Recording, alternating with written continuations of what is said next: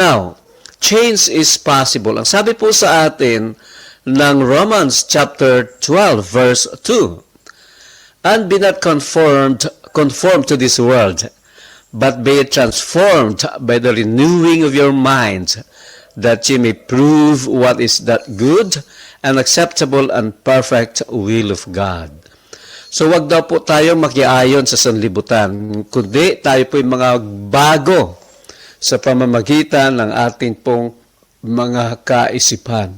Mga kapatid, ang pagbabago ay hindi po magpapasimula sa labas. Ang pagbabago ay magsisimula sa loob. Parang katulad lang po ng sinasabi natin, o madalas na naririnig natin sa atin pong mga pastors o mga mangangaral.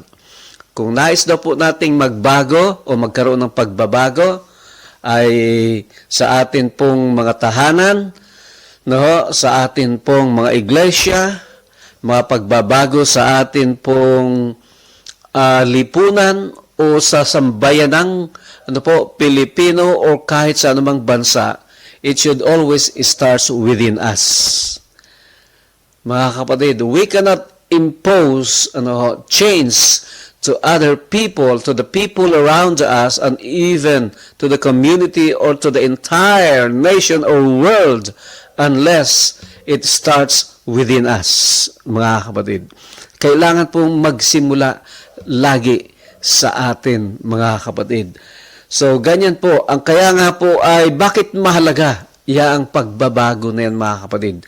At na yung pagbabago na yan ay magpapasimula sa atin pong mga isipan.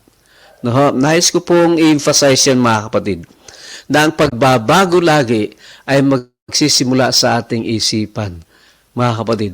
Kasi pwede po ako magbago ng aking hitsura, pwede ako magbago ng aking pananamit, ng aking buhok, ng anuman sa akin. Pwedeng ako ay magpapayat, o magpa-sexy ba kaya ang sino man sa atin, o magpagwapo ng husto, o magpaganda ng husto, para magkaroon ng pagbabago. Pero mga kapatid, ang tunay na pagbabago ay magsisimula sa isipan. Bakit po at papaano yan? Tandaan po natin, transformation will never experience, or we will never experience real transformation in our lives until our thoughts begin to change. Yan, maliban na magbago po ang ating mga kaisipan, wala ho tayong mararanasang pagbabago. Why? Mga kapatid, sabi nga po, because my thoughts control my life. Tandaan po